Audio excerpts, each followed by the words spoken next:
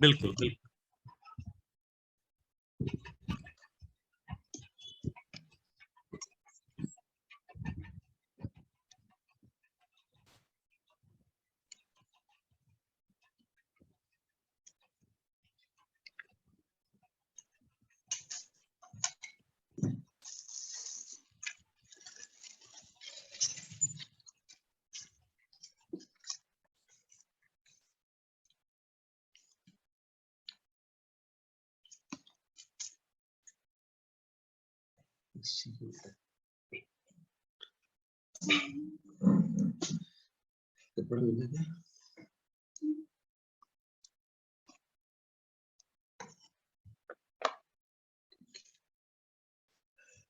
Hello hello sir नमस्ते, आवाज आ रही है सर? सर ठीक है सर, बस ये शुरू करता हूँ मैं। सभी साथियों को बहुत बहुत नमस्कार और एक बार फिर से आपसे विलंब की क्षमा चाहता हूँ सभी से। पिछले हफ्ते हम लोगों ने फ्रैक्शन पे भिन्न पे बातचीत की थी। इस बार भी उसी चर्चा को हम थोड़ा सा दोहराएंगे। पिछले बार हम केवल पेन पेंसिल का उपयोग कर रहे थे, लेकिन इस बार मैंने कुछ चीजें रखी हैं ताकि हम फ्रैक्शन को थोड़ा उसके व्यापक रूप में समझ सके, देख सके। तो अपने साथियों का फिर से एक बार बहुत बहुत स्वागत करता हूँ मैं, और उनसे ये भी अनुरोध करता हूँ कि बीच में कहीं पर भी यदि आपको कोई सवाल पूछना हो तो आप बिना किसी संकोच के मुझे रोक रुक के उस पर बात कर सकते हैं। थोड़ा मुझे ये बता दीजिए सर, जो लिख रहा हूँ वो दिख रहा है कि नहीं यहाँ पर? सर मुझे दिख रहा है, मुझे दिख रहा है सर। ठीक दिख रहा है सर, दिख रहा है। चलिए, बहुत अच्छा सर। तो चलिए शुरू करते हैं। मित्रों, हमने पिछली बार फ्रिक्शन के बारे में जो आपसे बातचीत की थी, उसमें आपने देखा था कि फ्रिक्शन जो है वो एक छोटी इकाई में चीजों को गिनने की एक प्रक्रिया हमको फैसिलिटी के रूप में प्रदान करता है, और उससे हम जो हमारी गिनने की इकाइयां हैं उसको और छोटे रूप में इस्तेमाल कर सकते हैं और चीजों को गिन सकते हैं। तो आपने देखा था कि जो मोटी मोटी बात थी वो ये थी कि एक इकाई हमारे पास जरूर होनी चाहिए, और उस इकाई के कुछ हम बराबर टुकड़े करते हैं। तो जिन टुकड़ों को गिनना चाहते हैं उनके लिए पहली शर्त है कि वो किसी इकाई से जुड़े हुए हो, और उस इकाई के बराबर टुकड़ों में से किसी कुछ हिस्सा हो। ये दूसरी महत्वपूर्ण बात है। फिर उसमें एक व्यवस्था दी गई थी कि जो हम संख्याएं हैं उनको इस तरह से इस्तेमाल करते हैं कि जितने टुकड़े किए गए उसको हम एक आड़ी लाइन के नीचे लिखते हैं, जिसको हम हर कहते हैं, उसका नाम हर दिया गया है। और जिन टुकड़ों को हम फ्रैक्शन के रूप में बताना चाहते हैं उनको अंश कहा गया है। इस तरह से हम चीजों को लिखते हैं। एक बड़ी समस्या जो फ्रिक्शन के समय आती है अक्सर समझने में, बात करने में, वो उसकी परिभाषा के कारण पैदा होती है। अमूमन किताबों में परिभाषा ये लिखी होती है कि किसी एक इकाई की हमने कुछ बराबर हिस्से किए। मान लीजिए एक आयत को ही हम इकाई के रूप में सामान्यतः लेते हैं, कुछ दूसरी चीज भी ली जा सकती है, लेकिन आयत इस दृष्टिकोण से बेहतर होता है कि हम उसके बराबर टुकड़े आसानी से चित्रों में कर सकते हैं। तो एक कोई इकाई हमने ली और उसे कुछ बराबर बराबर टुकड़े कर दिए। मान लीजिए इसके हमने 6 टुकड़े कर दिए। तो इन 6 टुकड़ों में से जितने टुकड़े के बारे में हम बात करना चाहते हैं, जितने टुकड़े को उस इकाई के हिस्से के रूप में बताना चाहते हैं, उसको हम अंश के रूप में लिखते हैं। जैसे मान लीजिए मैंने इस हिस्से को रेखांकित किया और मैं बताना चाहता हूँ कि ये जो हिस्सा है वो इस पूरी इकाई का कितना है, तो इसको हम एक हिस्सा लेंगे, जो एक हिस्सा इसको प्रदर्शित कर रहे हैं, और कुल बराबर हिस्से कितने हैं उसको हम नीचे लिखते हैं। तो ये अंश कहलाता है और ये हर कहलाता है।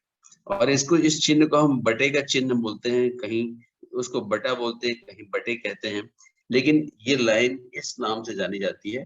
तो हम अंश यहाँ पर 1 है, हर 6 है, और ये जो लाइन है बटे को बता रही है, तो ये हम इसको पढ़ते हैं 1/6। और ये जो 1/6 है वो इस रेखांकित हिस्से के मान को प्रदर्शित करता है कि इसकी गिनती यदि हम करें तो वो इस इकाई का 1/6 कहलाएगा। अक्सर ये होता है कि हम रेखांकित हिस्से के बारे में बात करते हैं तो सवाल कई बार बच्चों के मन में ये उठता है, भैया ये जो बाकी चीज है वो भी कुछ है कि नहीं है? यहाँ पर हम बिल्कुल बताना चाहेंगे कि ये जो खाली स्थान है जिसको हमने रेखांकित नहीं किया है वो भी इसका एक हिस्सा है। और चूंकि इनकी संख्या 5 है जो कुल 6 हिस्सों में से प्रदर्शित हो रही है, तो इस खाली जगह को हम कहते हैं, ये जो खाली जगह है जिसको हम रेखांकित नहीं किया है वो इस पूरी इकाई का 5/6 है। इस पूरी इकाई का संदर्भ मैंने बार बार इसलिए दिया है क्योंकि अगर इसे हम ऐसा छोड़ देते हैं, हम कहते हैं कि ये 5/6 है, तो देखिए क्या अनर्थ होता है। इसको देखिए, मैं मान लीजिए 2 इकाई बताता हूँ, 2 इकाइयां प्रदर्शित करता हूँ। एक इकाई ये है और इसमें ये रेखांकित भाग है, तो इस रेखांकित भाग को मैं कहूंगा कि ये 1/2 है। मैं एक दूसरी इकाई बनाता हूं और इसके भी 2 बराबर हिस्से करता हूँ। इन 2 बराबर हिस्सों में ये जो हिस्सा है वो भी 1/2 है। अब मैं कहूँ क्या ये जो इस आकृति का ये वाला हिस्सा है, जिसको मैं 1/2 कह रहा हूँ, वो इस आकृति के इस हिस्से के बराबर है? क्योंकि मैंने इसके लिए 1/2 लिखा था और इसके लिए भी 1/2 लिखा था, तो 1/2 बराबर 1/2 होता है। लेकिन क्या ये दोनों बराबर है आपस में? एक प्रश्न चिन्ह है। तो बात पता चलती कि नहीं, ये 1/2 तो है और ये भी 1/2 तो है, लेकिन वो किसी खास इकाई के 1/2 है। इसलिए ये जरूरी हो जाता है कि जब भी हम किसी फ्रैक्शन की बात, किसी हिस्से की बात संख्याओं में करते हैं, तो उस इकाई का जिक्र जरूर करें जहां से हमने उसको एक पैमाना दिया, एक मान दिया है। तो हम कहेंगे कि इस आकृति में रेखांकित भाग इस त्रिभुजाकार आकृति का 1/2 है। ये खाली वाला जो भाग है वो भी इस त्रिभुजाकार आकृति का 1/2 है। और ठीक वैसे ही ये जो एक वृत्ताकार आकृति है उसका ये रेखांकित भाग इस आकृति का 1/2 है, और एक खाली स्थान है वो भी इसी आकृति का 1/2 है। इसलिए ये जो रेखांकित हिस्सा है जो 1/2 आधा है, वो इस आधे से बराबर नहीं है, क्योंकि ये किसी और का आधा है और ये किसी और का आधा है। तो गणितीय रूप से ये भी 1/2 प्रदर्शित होगा और ये भी 1/2 प्रदर्शित होगा। लेकिन यहाँ पर महत्वपूर्ण बात क्या है कि ये इस आकृति का 1/2 है और ये इस आकृति का 1/2 है। तो ये बात समझने के लिए अक्सर हमको जरूरत पड़ती है, और यदि इस बात को हम समझ लें तो हम हमेशा ध्यान रखेंगे कि जब भी हम किसी टुकड़े की बात करते हैं तो उस पूरे की भी बात करें जिससे वो टुकड़ा लिया गया है या जिसके किसी इकाई के रूप में उसको प्रदर्शित किया गया है। दूसरी जो बड़ी परेशानी आती है, जिसका जिक्र मैंने पिछली बार भी किया था, वो ये है कि हम परिभाषा ये देते हैं कि जो इकाई हमने ली थी, तो जो इकाई हमने ली थी तो उसके बराबर बराबर हिस्से किए, तो उसमें से कोई एक हिस्सा, 2 हिस्सा, 3 हिस्सा या ज्यादा हिस्सा जो है वो उस इकाई का कुछ अंश होगा, उसको हम भिन्न के रूप में प्रदर्शित करते हैं। तो हम परिभाषा इस तरह से करते हैं कि हमने एक इकाई ली, उसके बराबर बराबर हिस्से किए, तो उसका 1, 2, 3 या जितने भी हिस्से हम लेना चाहें वो हिस्सा उस आकृति का इतना होगा, ये हम कहते हैं। तो ये जो हम कहते हैं कि उसमें से लिया गया, तो ये भी एक बड़ी मुसीबत पैदा करता है कि उसमें से लिया जाना का मतलब क्या है। तो यहाँ पर तो इस संदर्भ में हम कहते हैं कि इस एक इकाई के हमने 6 बराबर हिस्से किए, तो उसका ये हिस्सा 1/6 है, ये भी 1/6 है, सभी 1/6 है।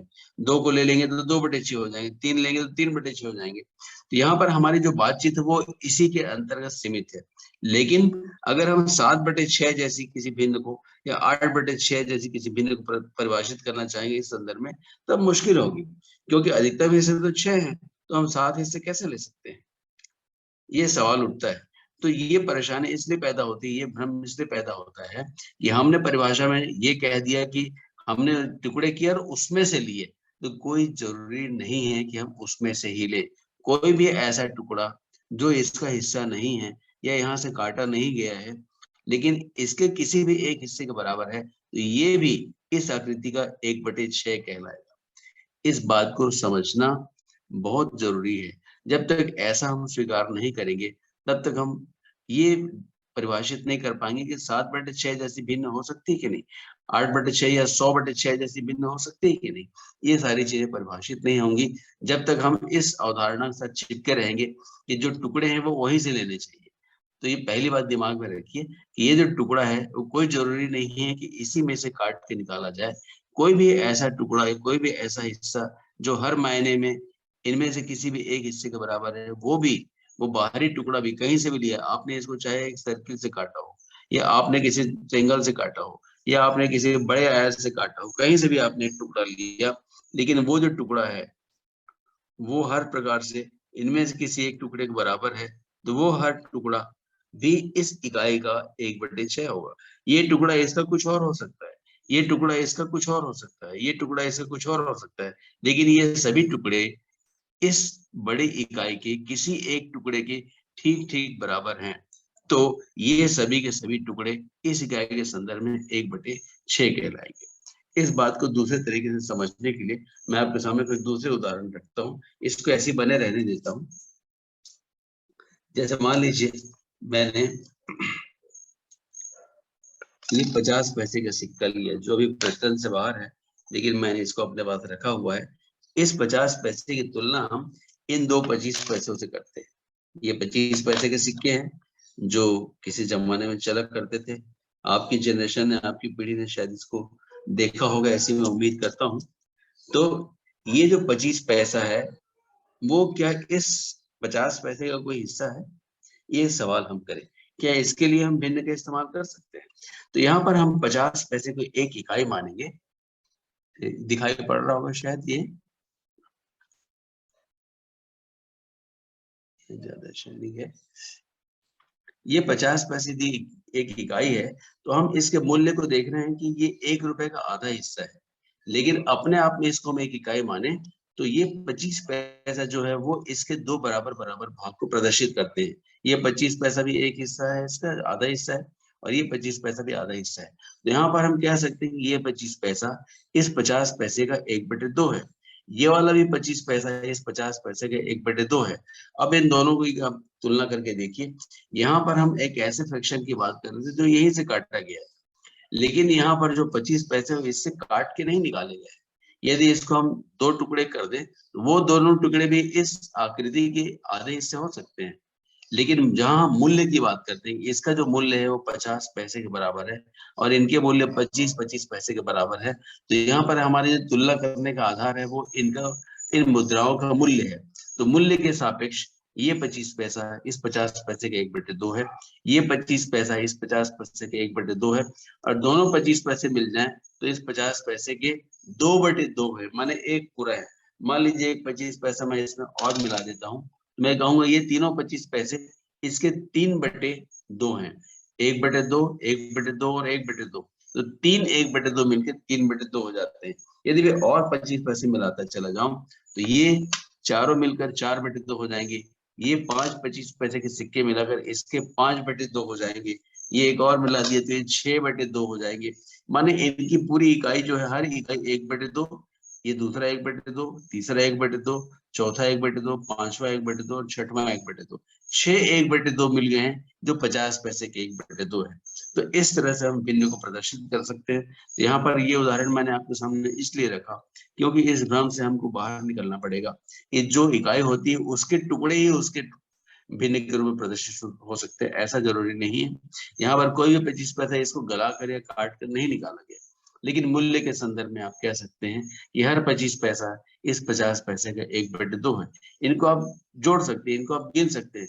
हर एक का मूल्य इस 50 पैसे के 1/2 है, तो ये 1 1/2, 2 1/2, 3 1/2, 4 1/2, 5 1/2, 6 1/2। तो इनको फ्रैक्शन के रूप में आप प्रदर्शित करेंगे तो ये 5/2 को प्रदर्शित करेगा, ये 4/2 को प्रदर्शित करेंगे, ये सभी 6/2 को या 3 इकाइयों को प्रदर्शित करेंगे। 3 50 पैसे के बराबर है। तो ये मुद्राओं के माध्यम से भी आप प्रदर्शित कर सकते हैं। यहाँ पर इकाई हमारी 50 पैसे है। आपके दिमाग में होगा कि इकाई का मतलब तो 1 रुपए ही होता है, तो ऐसा कोई जरूरी नहीं है। आप किसी भी एक हिस्से को, किसी भी एक टुकड़े को उसकी इकाई मान सकते हैं। जैसे मान लीजिए मैं 2 रुपए की इकाई मानता हूँ, ये 2 रुपए मेरी एक इकाई है। तो 2 रुपए के लिए ये जो 1 रुपए का 50 पैसे सिक्का है वो इसके मूल्य में चौथे हिस्से के बराबर है। तो ये 50 पैसे का सिक्का इस 2 रुपए के सिक्के का 1/4 है। ये 25 पैसे का सिक्का इस 2 रुपए के सिक्के का 1/8 है। इसको मैं लिखता चला जाता हूँ। 25 पैसे का सिक्का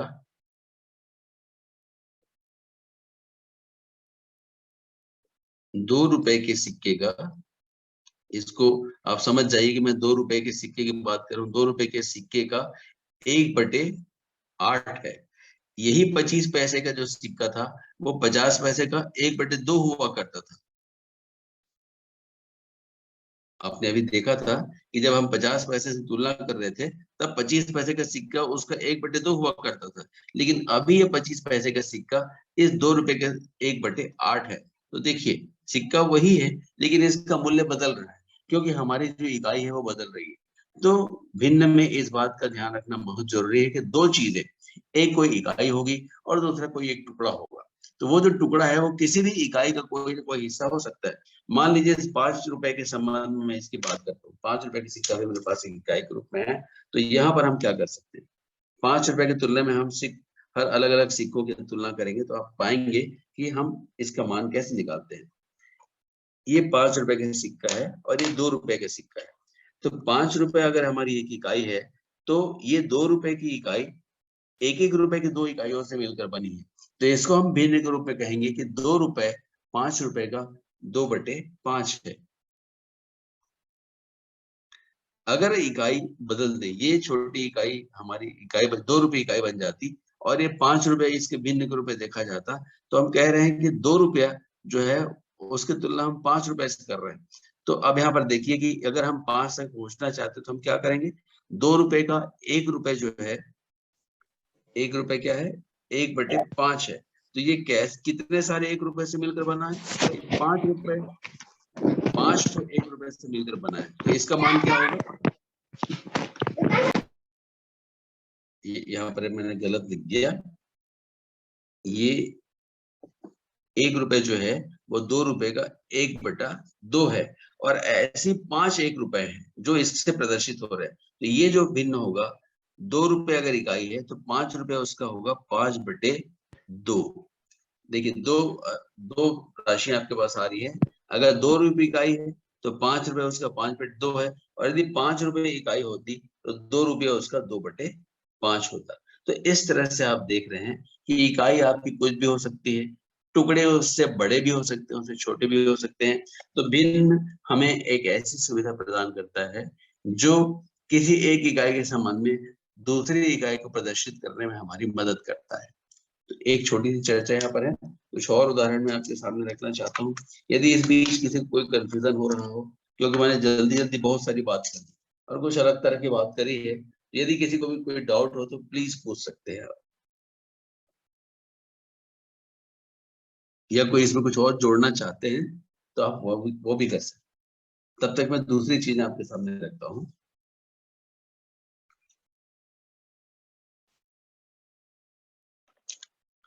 मैं इंतजार कर रहा हूँ आपकी बातचीत का।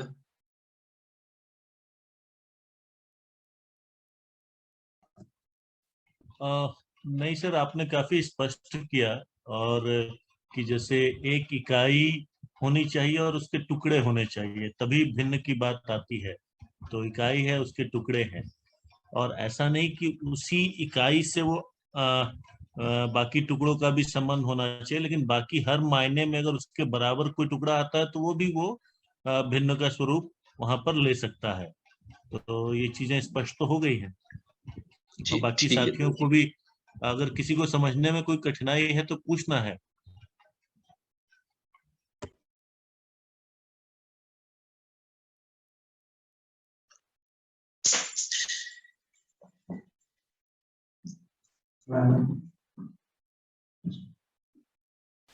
चलिए फिर से एक बार मैं थोड़ा आगे बढ़ता हूँ और दोबारा से उन्हीं चीजों को रिपीट करता हूँ एक नए एग्जाम्पल के साथ, ताकि ये जो अवधारणा है जो थोड़ी सी अलग है, थोड़ी मुश्किल भी लगती है, वो स्पष्ट हो जाए। यहाँ पर मैंने एक इकाई बनाई है जो 4 अलग अलग टुकड़ों से मिलकर बनी। इस पूरे को मैं एक इकाई कह रहा हूँ। तो इस इकाई के संदर्भ में अब मैं इस इकाई की बात करना चाहता हूँ। तो ये जो टुकड़ा है वो हर तरह से इनमें से किसी भी एक टुकड़े के बराबर है। तो मैं कहूंगा ये टुकड़ा इस इकाई का 1/4 है। मैं एक और टुकड़ा लेके आया जो फिर से इसका टुकड़ा नहीं है, कहीं बाहर से हम इसको मैंने दिया है। तो ये जो टुकड़ा है वो भी इस इकाई का 1/4 है। ऐसे मैं 3 टुकड़े लेता हूँ, इन तीनों को मैं मिलाकर कहूंगा कि ये इस इकाई के 1/4 है, ये भी इस इकाई के 1/4 है और ये भी इस पूरी इकाई के 1/4 है। यदि हम तीनों को एक साथ देखें, तीनों को मिला दें, तो हम कहेंगे ये तीनों टुकड़े इस इकाई के 3/4 है। इनको कोई जरूरी नहीं कि आप चिपका करके, आप इनको अलग अलग रख सकते हैं, जैसा चाहे वैसा रख सकते हैं। कोई जरूरी नहीं कि खास तरह से इसको अरेंज किया जाए। हम कैसे भी लें, इनको हम कह सकते हैं ये तीनों टुकड़े इस इकाई के 3/4 है। माने इसकी हर एक की गिनती हो रही 1/4, 1/4, 1/4। ये देखिए मैंने एक और मिलाया।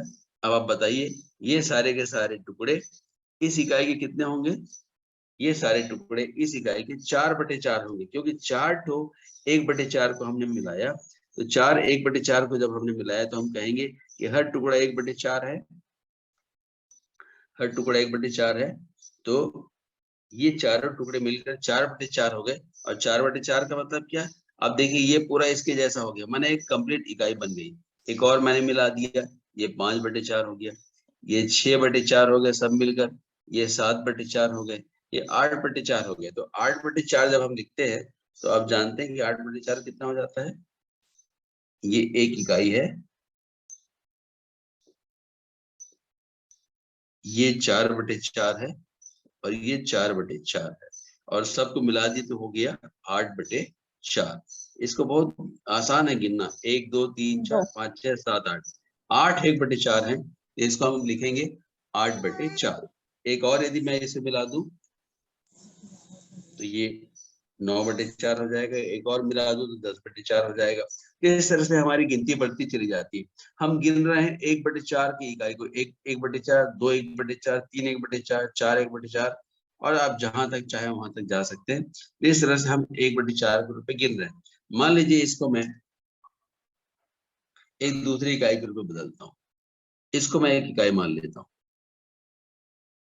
अब मेरी इकाई पूरी की पूरी ये हो गई। तो अब इन टुकड़ों का मान क्या होगा? पहले हर एक टुकड़ा 1/4 था, लेकिन अब हर एक टुकड़ा क्या होगा? 1/4 से कुछ अलग होगा।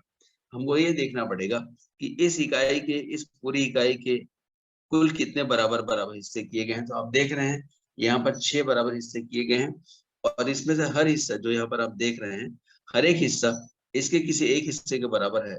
मतलब अब इस हिस्से का मान 1/6 हो गया।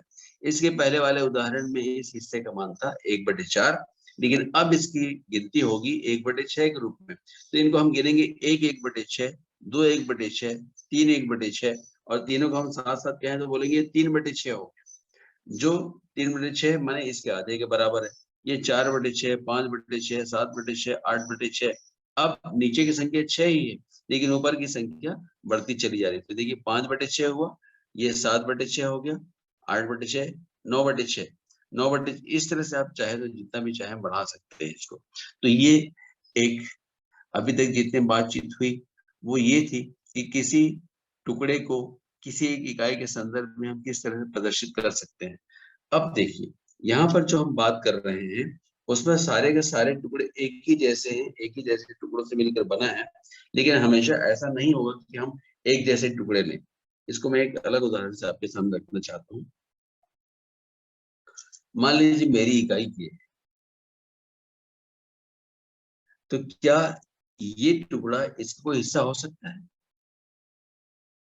बिल्कुल हो सकता है, लेकिन हमको ये देखना पड़ेगा क्या ये जो टुकड़ा है वो इसे किसी टुकड़े के रूप में गिना जा सकता है। तो या तो हम इसके वर्गाकार टुकड़े बना लें, या इसके षटकोण जैसे टुकड़े बना लें, या कुछ ऐसे टुकड़े करेंगे जो आपस में एक दूसरे के बराबर हो। तो यहाँ पर चूंकि आकृतियां अलग अलग हैं, तो इसको बताने में हमको थोड़ी मुश्किल होगी जरूर।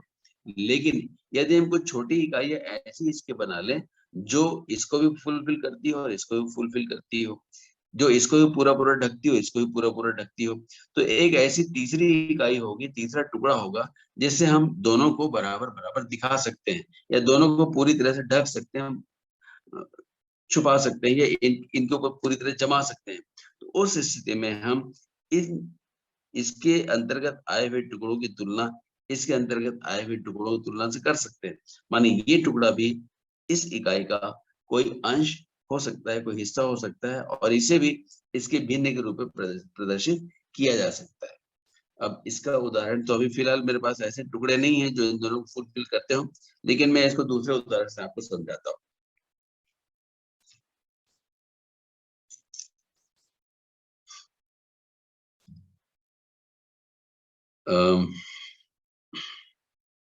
जैसे मान लीजिए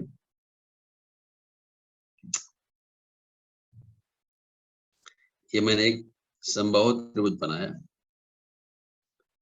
और इसके कुछ टुकड़े मैंने कर दिए।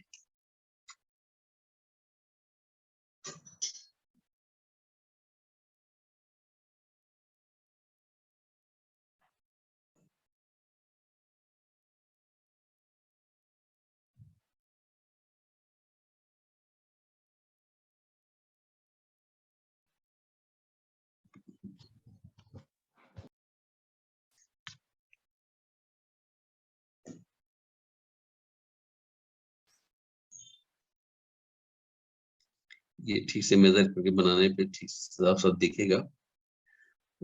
इस तरह के कुछ हिस्से मैंने इसके बनाए। अब देखिए कि ये जो बड़ी आकृति थी वो छोटे त्रिभुजों के रूप में कुछ इस ढंग से प्रदर्शित हो रही कि इसमें 1 2 3 4 5 6 7 8 9 10 11 12 13 14 15 16 टुकड़े हो रहे हैं। अब कोई एक और टुकड़ा मैं लूं, जैसे मान लीजिए मैंने एक ऐसा टुकड़ा लिया,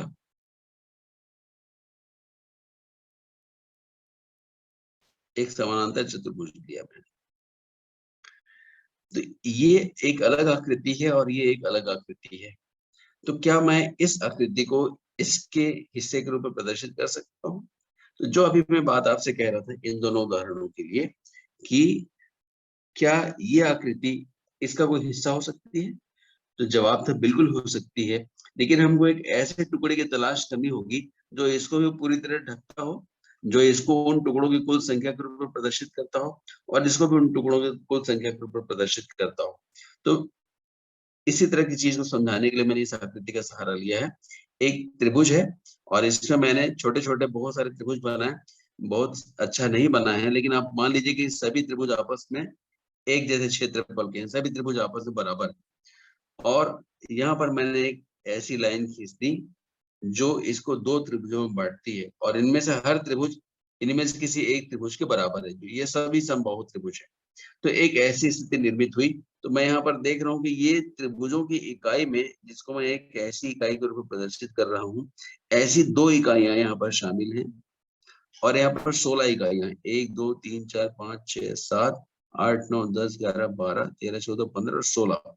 1 3 5 और 7 का समूह है। 7 5 12 4 16, ये 16 इकाइयां हैं। तो ये पूरी आकृति 16 इकाइयों से प्रदर्शित हो रही है और ये आकृति 2 इकाइयों से प्रदर्शित हो रही है। तो मैं कह सकता हूँ ये जो इकाई है, जो समानांतर चतुर्भुज की इकाई है, वो इस त्रिभुज के हिस्से के रूप में प्रदर्शित हो सकती है। तो यहाँ पर यदि इसको मैंने 16 टुकड़ों में बांटा तो ऐसे ही दो टुकड़ों से ये निर्मित हुआ। मैं कह सकता हूँ ये जो चतुर्भुज है, समांतर चतुर्भुज, उसकी दो इकाइयां और इन 16 इकाइयों से इसकी तुलना की जा रही है। तो ये समानांतर चतुर्भुज इस त्रिभुज का 2/16 है। तो आप देख रहे हैं जो बात मैंने यहाँ पर आपसे कही थी कि कोई जरूरी नहीं कि हमारी आकृतियां बिल्कुल ऐसी हों कि इकाई भी वैसी उसी की शेप की हो और उसके टुकड़े भी उसी शेप के हो, ऐसा कोई जरूरी नहीं है। हम यहाँ पर ये देख सकते हैं कि क्या कोई तीसरा एक ऐसा माध्यम है जो दोनों को प्रदर्शित कर सकता है या जिसके कुछ अधिक चीजों की संख्या इन दोनों को प्रदर्शित कर सकती है, ढक सकती है। तो हमें एक ऐसा हिस्सा ढूंढने की आवश्यकता होती है जो दोनों में समान रूप से प्रदर्शित कर सके। यहाँ पर आपको जो हम लघुत्तम समापवर्त की बात करते हैं उसकी आवश्यकता पड़ती है। तो देख सकते हैं आप कि हम यहाँ पर भी ऐसी परिस्थितियों में भी किसी एक टुकड़े को किसी दूसरे एक इकाई के हिस्से के रूप में प्रदर्शित कर सकते हैं। अब यहाँ से एक बात निकलती है, तुल्य भिन्न की बात निकलती है कि तुल्य भिन्न क्या होती है और इसका उपयोग क्या है। जैसे हम भिन्न के किसी हिस्से को जोड़ना चाहते हैं, घटाना चाहते हैं या उसके बीच में किसी और प्रकार की क्रिया करना चाहते हैं, तो उसके लिए आवश्यक है कि वो सारी राशियां एक जैसी इकाई में प्रदर्शित हो। जैसे आप कहें कि एक मेरी इकाई ये है जिसमें से हर एक हिस्सा जो है वो 1/3 के बराबर है और एक इसी की जैसी दूसरी इकाई है जिसका हर एक हिस्सा किसी और रूप में है। मान लीजिए इसको हमने बराबर भागों में बांटा और इसके कुछ खंड हुए, तो क्या इस इकाई को इस इकाई के साथ जोड़ा जा सकता है? ये सवाल उठता है। तो ऐसी परिस्थिति में हम पहले तो कहेंगे कि नहीं, जोड़ने का काम तो एक जैसी चीजों में होता है। आप आलू और टमाटर को जोड़ नहीं सकते कि 5 आलू 6 टमाटर है तो आप 11 टमाटर आलू नहीं कह सकते। आप टमाटर के साथ टमाटर जैसी चीजों का योग कर सकते हैं, टमाटर का योग कर सकते हैं। और यदि आलू के साथ जोड़ना चाहते हैं तो आलू ही आपके पास होना चाहिए। उन दोनों को मिलाकर हम जोड़कर नहीं बता सकते। यदि हम जोड़ेंगे भी तो हम कहेंगे कि 5 टमाटर और 6 आलू या 5 टमाटर धन 6 आलू। आप उसको 11 करके नहीं बता सकते। आप चाहें तो उसको कह सकते हैं 11 फल है। तो फल कॉमन हो गया है, जो टमाटर के लिए भी आप यूज कर रहे हैं और आलू के लिए भी यूज कर रहे हैं। तो एक कॉमन चीज जब उसको बना देंगे तब जरूर आप उसको जोड़ सकते हैं कि 11 चीजें हैं। आप ये कह सकते हैं, जैसे मान लीजिए मेरे टेबल पे अलग अलग तरह की चीज है, एक माचिस रखा हुआ है, एक मोबाइल रखा हुआ है, एक पेन रखा हुआ है, और ये एक अगरबत्ती रखी हुई है। मुझसे कहा जाए कि इस बोर्ड पर कितनी चीजें रखी हुई है, मैं कह सकता हूँ 1 2 3 4 चीजें रखी हुई है। इस लाइन के ऊपर 2 चीजें हैं, इस लाइन के नीचे 2 चीजें हैं, तो कुल कितनी चीजें हैं। तो यहाँ पर मैं जो इकाई की बात कर रहा हूँ, चीज के रूप में बात कर रहा हूँ, वस्तु के रूप में बात कर रहा हूँ। इस लाइन के ऊपर 2 वस्तुएं हैं, इस लाइन के ऊपर 2 वस्तुएं हैं, तो कुल कितनी वस्तुएं हैं। तो यहाँ पर मैं गिन के बता सकता हूँ, 2 वस्तुएं और 2 वस्तुएं 4 हो गई, 4 वस्तुएं हो गई। लेकिन अगर मुझसे पूछा जाए कि एक माचिस यहाँ रखा हुआ है, एक पेन यहाँ रखा हुआ है और एक मोबाइल यहाँ रखा हुआ है, तो बताइए कुल कितनी माचिस हो गई। तो यहाँ पर माचिस तो एक ही होगी, क्योंकि मैं माचिस की बात कर रहा हूँ, मोबाइल और पेन जैसी इकाइयों की बात नहीं कर रहा हूँ। ठीक ऐसे ही कि जब हम भिन्नों को जोड़ना चाहते हैं तो वो भिन्न सजाती होनी चाहिए, एक जैसी भिन्न होनी चाहिए। तो एक जैसी भिन्न कहने का मतलब क्या, ऐसी भिन्न जो किसी इकाई के बराबर टुकड़े से बनी हुई हो, एक जैसे टुकड़े से बनी हुई हो, तो उन भिन्नों को हम सजाती भिन्न या समान भिन्न कहते हैं। तो देखिए यहाँ पर हम ऐसी किसी इकाई को जोड़ने की बात करें तो जोड़ कैसे सकते हैं, इसको हम संख्यात्मक रूप से देखना चाहें।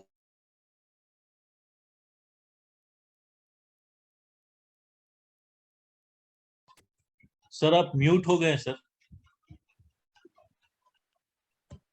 तो यहाँ पर मैं इसको लेता हूँ और इससे मैं नाप कर एक इकाई बनाता हूँ तो ज्यादा।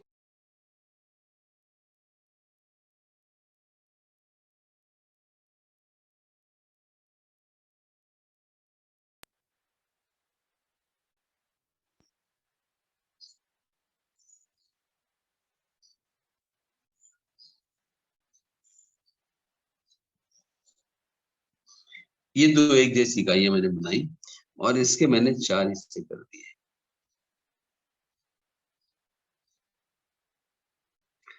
और यहाँ पर मैंने एक इकाई बनाई,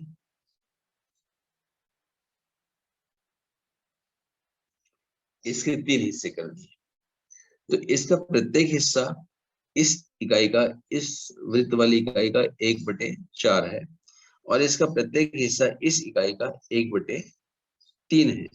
यहाँ पर जो दोनों टुकड़े हैं वो एक जैसी इकाइयों से लिए गए हैं, आप देख रहे हैं। लेकिन अगर मैं 1/4 और 1/3 को जोड़ना चाहूं तो क्या जोड़ पाऊंगा? नहीं जोड़ पाऊंगा। मैं इस 1/4 में इस 1/4 को यदि जोड़ना चाहूँ तो मैं जोड़ सकता हूँ कि ये वाला 1/4 और ये वाला 1/4 दोनों मिलकर 2/4 हो सकते हैं। ये वाला 1/3 और ये वाला 1/3 दोनों मिलकर 2/3 हो सकते हैं। लेकिन ये जो 1/3 है वो इस 1/4 के साथ जोड़कर नहीं बताया जा सकता। तो क्या करें? तो आप देख रहे हैं कि जैसे ये टुकड़ा अपने जैसे एक टुकड़े के साथ जुड़कर एक नए परिणाम को प्रदर्शित करता है, ये टुकड़ा अपने जैसे एक नए टुकड़े के साथ मिलकर एक नया परिणाम दे सकता है। लेकिन ये 2 अलग अलग इकाइयों में बटे हुए टुकड़े एक दूसरे के साथ नहीं जुड़ सकते। तो ऐसी स्थिति में एक निष्कर्ष हमको ये निकालना पड़ता है, क्या हम कोई ऐसा टुकड़ा ढूंढ सकते हैं जो इसके इसमें भी समाहित हो सके और इसमें भी समाहित हो सके, माने एक ही टुकड़ा इन दोनों को प्रदर्शित कर सके। ऐसी कोई स्थिति बन सकती है जो अभी मैं इसके पहले वाले फिगर में आपके साथ में बात कर रहा था, वही चीज यहाँ पर भी आ रही है। इस भिन्न को प्रदर्शित करने के लिए या इस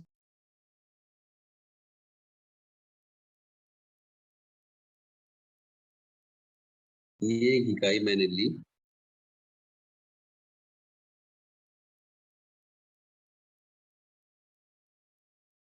और इसी के बराबर एक और इकाई मैंने यहाँ पर बनाई।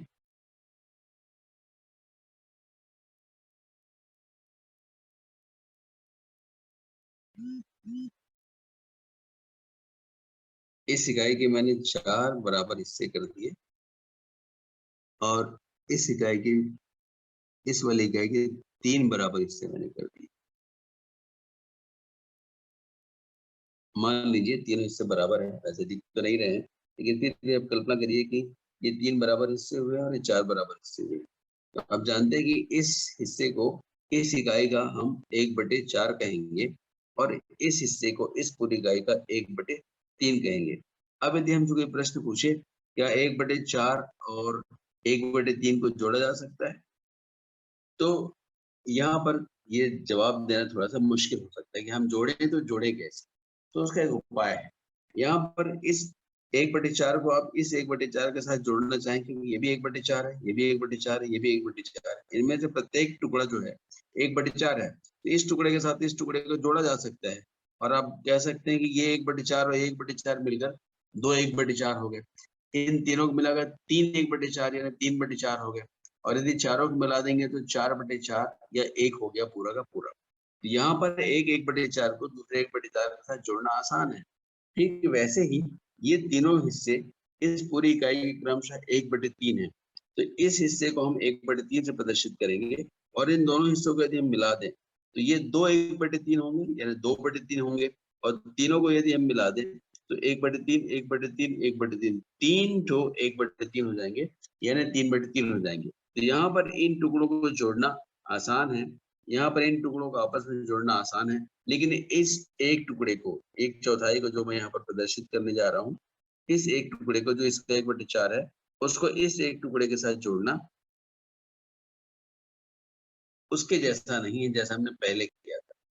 तो अब हम एक ऐसे टुकड़े की तलाश करेंगे जो इसको भी, इस इकाई को भी प्रदर्शित करता हो और इस टुकड़े को भी बराबर बराबर हिस्सों में प्रदर्शित कर पाता हो और वही टुकड़ा इसको भी बराबर हिस्से के रूप में प्रदर्शित कर पाता हो। एक ऐसे टुकड़े की हमको तलाश करनी पड़ेगी। तो आपको याद होगा जब हमने लघुत्तम समापवर्त की बात की थी, तो हमने वहां पर बात की थी कि एक ऐसा कॉमन न्यूनतम संख्यांक हम ढूंढते हैं, एक ऐसी कॉमन, ये उभयनिष्ठ एक ऐसी चीज ढूंढते हैं जो इससे भी पूरी तरह विभाजित हो और इससे भी पूरी तरह विभाजित हो। तो ये जो संख्या है वो आप जानते हैं कि 4 और 3 के संदर्भ में यदि आप कहें तो 12 एक ऐसी संख्या है जो 3 से विभाजित होती है और 4 से विभाजित होती है।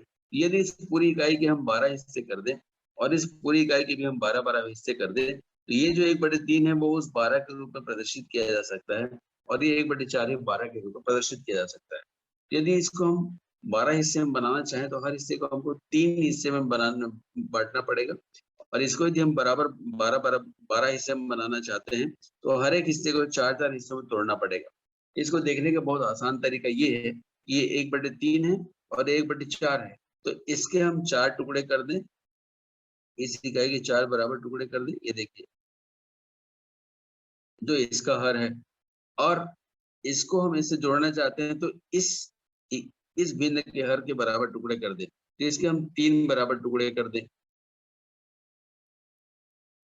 ये देखिए 3 बराबर टुकड़े इसके हमने कर दिए और इसके 4 बराबर टुकड़े कर दिए। फिर से एक बार ध्यान रखिए, इस भिन्न का हर 4 है तो हमने इसके 4 टुकड़े किए, इस भिन्न का हर 3 है तो हमने इसके 3 टुकड़े किए। तो ऐसा करने पर क्या हुआ देखिए, ये पूरी इकाई कितने हिस्से में बट जाएगी, इस एक टुकड़े के हमने 3 हिस्से किए, ये भी 3 हिस्सा, ये भी 3 हिस्सा, ये भी 3 हिस्सा, तो कुल कितने हिस्से हो गए, 12 हिस्से हो गए। और यहाँ पर भी देखिए इन 3 टुकड़ों के हमने 4-4 टुकड़े किए तो ये भी 12 हिस्से हो गए। तो अब ये जो हिस्सा है वो किससे प्रदर्शित हो रहा है, 1/12 से प्रदर्शित हो रहा है और ये चारों टुकड़े किससे प्रदर्शित होंगे, 1/12 1/12 1/12 1/12, तो 4 ठो 1/12 है। तो इसको आप क्या कह सकते हैं, इसी टुकड़े को जिसको आप 1/3 कह सकते थे उसे आप एक नए रूप में लिख सकते हैं जो आपका 4/12 के रूप में आपके सामने आएगा। और यहाँ पर देखिए ये जिस हिस्से को आप 1/4 कहते थे वो 1/12 जैसे 3 टुकड़ों से मिलकर बना है, माने 1/12 1/12 और 1/12, माने 3 1/12 है। तो ये पूरा हिस्सा है 3/12। तो इस इकाई को देखिए, जैसे आप 1/4 कह रहे थे वो 3/12 से प्रदर्शित हो रहा है और यहाँ पर जिसे आप 1/3 कह रहे थे वो 4/12 से प्रदर्शित हो रहा है।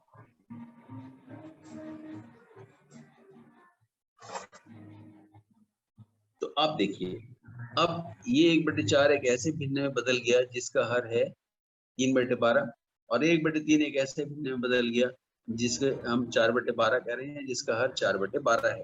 तो 1/4 और 1/3 को आप नए भिन्न में कैसे लिखेंगे, 1/4 की जगह आप लिखेंगे 3/12 और 1/3 की जगह पर लिखेंगे 4/12। तो ये दोनों के दोनों भिन्न एक ऐसे भिन्न के रूप में बदल गए जिसके बराबर बराबर 12 टुकड़े किए गए हैं, और इन 12 टुकड़ों में से हमने 3 टुकड़े यहाँ से लिए और उन 12 टुकड़ों में से 4 टुकड़े यहाँ पर लिए। तो कुल आपने 1/12 वाले कितने टुकड़े ले लिए? 3 यहाँ से 4 यहाँ से, माने आपने कुल 7 टुकड़े ले लिए। इसके लिए फिर से एक बार मैं इसका इस्तेमाल करूंगा। मैं इसको यहाँ पर रख के बनाता हूँ।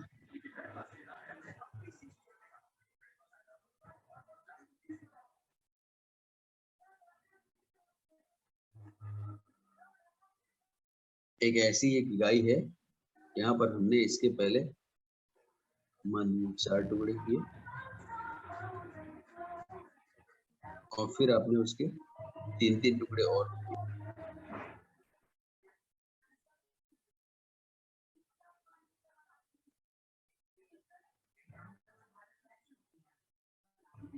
तो ये जो एक चौथा हिस्सा था, इस एक चौथा हिस्से में 3 1/12 हिस्से थे। मान लीजिए आपने इसको ले लिया, इसको ले लिया और इसको ले लिया, तो ये 1/4 को आपने यहाँ पर 1/4 को यहाँ पर आपने कलर कर लिया। और यहाँ पर जो 1/3 था, ऐसा 1/3 यहाँ पर देखना पड़ेगा आपको, जो 4 हिस्सों बराबर है। तो मान लीजिए आपने ये, आप देखिए ये यहाँ पर दिखाई पड़ रहा है, वो इस तरह से मोटी लाइन से मैं दिखा रहा हूँ। इस तरह से आप 3 हिस्से करते थे, तो ये जो एक हिस्सा था वो आप यहाँ प्रदर्शित कर दीजिए। तो कुल कितने हिस्सों को आपने कलर कर दिया? यहाँ से आपने 3 हिस्सों को कलर किया और यहाँ 4 हिस्सों को कलर किया। तो जो कुल कलर हिस्सा कितना हो गया? 1 2 3 4 5 6 और 7 टुकड़े हो गए।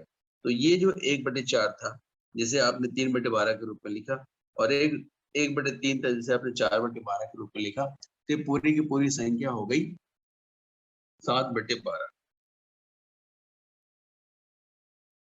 तो इस तरह से भिन्न का जोड़ना हो सकता है, और ठीक इसी तरह से भिन्न का घटाना भी हो सकता है। तो यहाँ पर हम देख रहे हैं कि इन दोनों भिन्नों को हमने एक ऐसे भिन्न के रूप में प्रदर्शित किया जिनके हर समान थे, और कुल मिलाकर जो बात हुई वो ये थी कि दोनों अलग अलग साइज के टुकड़ों को हमने एक जैसी साइज के टुकड़ों के रूप में बदल दिया।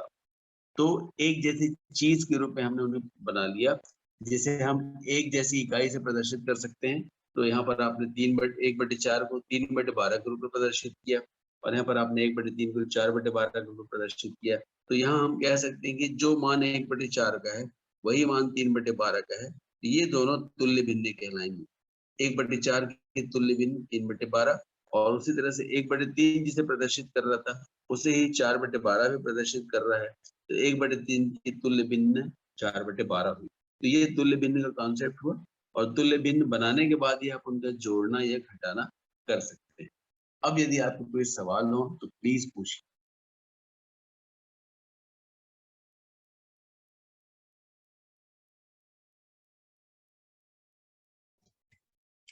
सर सवाल तो उस तरह से नहीं है, आपने बहुत अच्छे से इसको बताया है, काफी विस्तार से बताया है। इसमें जी मुझे लगता है कि वही है कि एक दो सवाल अगली बार से मैं निवेदन करूंगा कि आप ही पूछें कि हम कितना सीख पा रहे हैं, सही या गलत।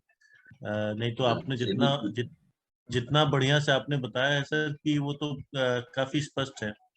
और खास करके कि कैसे भिन्नों को तुल्य बनाया जाए, एक अलग टुकड़ा आता है, एक अलग टुकड़ा आता है, दोनों की तुलना कैसे किया जाए, उन्हें जोड़ा कैसे जाए, तो उसमें लघुत्तम जी समापवर्त की बात कैसे आए। तो थोड़ी बहुत बात मुझे लगता है कि कहीं कहीं पे कुछ लोग को पकड़ने में कठिनाई हो सकती है। तो ये जो भी जी साथी हैं उनको बताना चाहिए कि कुछ अगर कहीं पे कंफ्यूजन है तो सामने रखें। और ठीक। तो थान सिंह जी, कोई सवाल?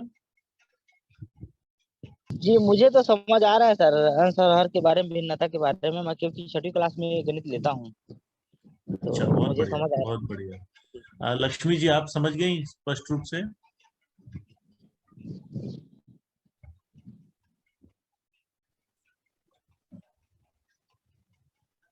लक्ष्मी जी, आवाज जा रही है आपको?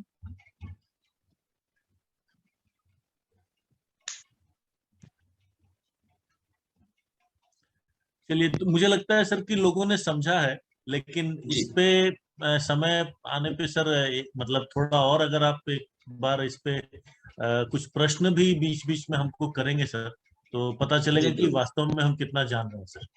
जी बिल्कुल सर, अभी मैं पूछ लेता हूँ।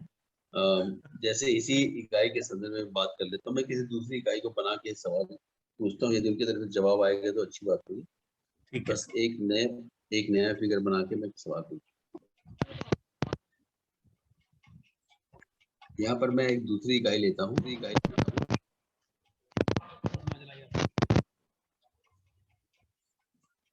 ये आसान है समझने में।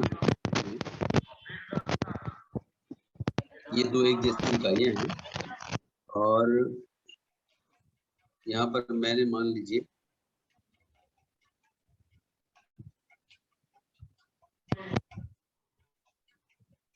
इसे 4 बराबर हिस्से किए। 4 तो हो चुका था।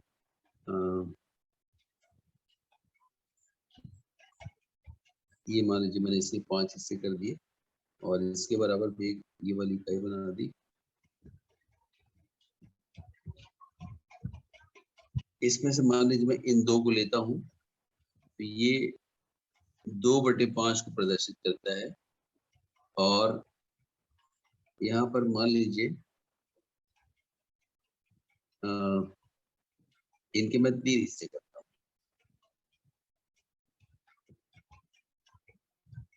और इसमें से हर हिस्सा 1/3 है, तो मैं इन दो हिस्सों की बात करता हूँ। ये 2/3 है। क्या इस 2/3 को 2/5 के साथ जोड़ा जा सकता है? ये मेरा सवाल है। और जोड़ेंगे तो हमें इन्हें कैसे टुकड़ों में बांटना पड़ेगा, ये अपने साथियों से मैं एक सवाल पूछता हूँ। तो अगर अभी कोई बताना चाहे तो अभी बता सकते हैं, या फिर अगली जब हमारी मीटिंग होगी तब हम बात करेंगे। यहाँ पर दोनों इकाइयां एक जैसी हैं। जितनी बड़ी ये इकाई हो उतनी ही बड़ी ये वाली इकाई है, ये पहली जरूरी शर्त है। और इसमें से मैंने 2/3 को लिया और यहाँ पर मैंने 2/5 को लिया। अब हमें इन दोनों को मिलाना है, तो हमें इन्हें कैसे टुकड़ों में बांटना उचित होगा कि हम इन दोनों को शामिल कर सके। ऐसे टुकड़े का जो मान होगा वो इनके संदर्भ में कितना हो। तो ये एक सवाल है। अगली मीटिंग पे मैं इसका जवाब आपसे जानना चाहूंगा बच्चों अपने साथियों से। और तुल्य भिन्न बनाते कैसे हैं उस पर हम अगली मीटिंग में बात करेंगे। अभी तुल्य भिन्न की केवल एक परिभाषा थी कि एक भिन्न को हम अलग अलग रूपों में प्रदर्शित कर सकते हैं और इनको हम तुल्य भिन्न कहते हैं। तुल्य भिन्न बनते कैसे हैं इसके बारे में हम अगली बार बात करेंगे। और फिर जोड़ने और घटाने की कुछ क्रियाओं के बारे में फिर से हम बात करेंगे। अभी अगली मीटिंग के लिए हमारा सवाल ये है, यदि कोई साथी अभी इसके बारे में बात करना चाहते हैं तो प्लीज वो बात कर सकते हैं। ये एक अच्छा एक अवसर है कि आप इनके अंश और हर दोनों को ध्यान से देखिए और ये बताएं कि जो एक नई भिन्न हम लेंगे जो इन दोनों को जोड़ने के लिए काम करेगी, उसका हर कितना होना चाहिए। बिल्कुल थान सिंह जी, इसमें बताना चाहेंगे आप? हाँ, इसमें जोड़ जोड़ नहीं पाएंगे सर इसको। उसको भिन्न अंश को अलग हट कर करेंगे तभी जोड़ पाएंगे। अच्छा, नहीं मुझे लगता है कि आप इसको थोड़ा और गहराई से सोचेंगे और इसका फोटो खींच के मैंने ग्रुप में डाल दिया है ताकि ये याद जी रहे।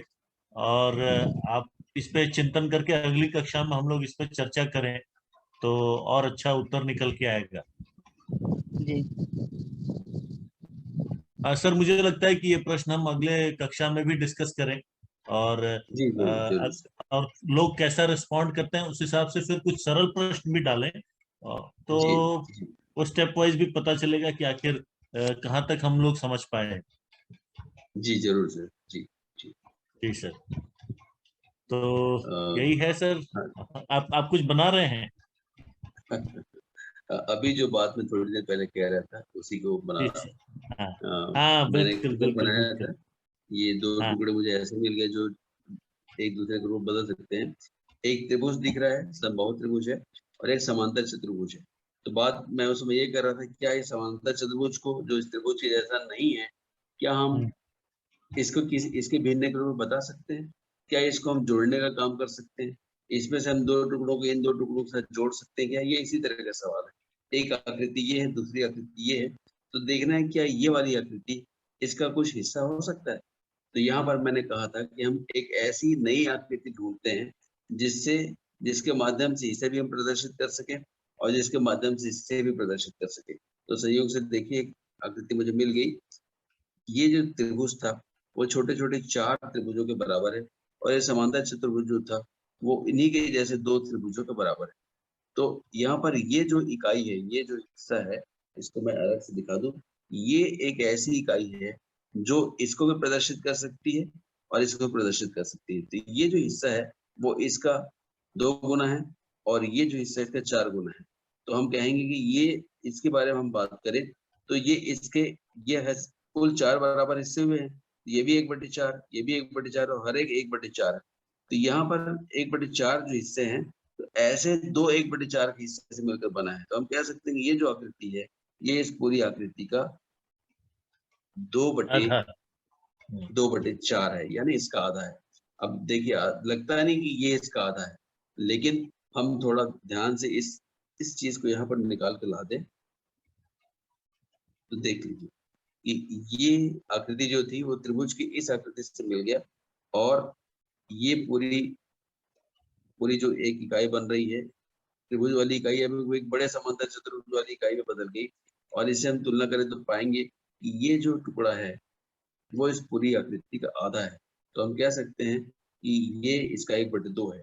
हम या इसके रूप में कहें ये 2/4 है और 4/4 है। तो 2/4 4/4 का आधा होगा। तो बिल्कुल ये सारी बातें सब जगह काम करती हैं, वही चीज हमको यहाँ पर भी करनी है। एक इकाई ये है, एक इकाई ये है, दोनों इकाइयां बराबर हैं। इसमें से हम जो टुकड़े लिए हैं वो इसका अलग हिस्सा है, ये वो और इससे अलग हिस्सा है। इसे हम 2/3 कह रहे हैं ना, 2/5 कह रहे हैं।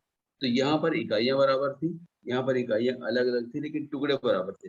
यहाँ पर भी हमें बराबर टुकड़े करने पड़ेंगे ताकि हम इस भिन्न को, इन दोनों भिन्नों को एक ऐसे रूप में प्रदर्शित कर सकें जो एक समान इकाई के रूप में हो, दोनों की इकाइयां समान है। तो ये प्रयास हमको करना है। तो ये अगले बार के लिए सवाल। बिल्कुल सर, और बहुत स्पष्ट किया आपने अपने उदाहरण के माध्यम से। और मुझे लगता है हम लोग इस पर और चिंतन करेंगे तो हमें उसके छोटे टुकड़े, छोटे छोटे बराबर टुकड़े मिलेंगे जिनसे हम आगे बढ़ पाएंगे। तो शेष हम अगले क्लास में जुड़ेंगे सर। और आज आपने बहुत ही मतलब सहजता के साथ बहुत गंभीर चीजें हमें बताई हैं और आपका आभार हम शब्दों में व्यक्त नहीं कर सकते। और पुनः अगले सप्ताह हम आपका मार्गदर्शन खोजेंगे। बहुत बहुत धन्यवाद सर। धन्यवाद सर।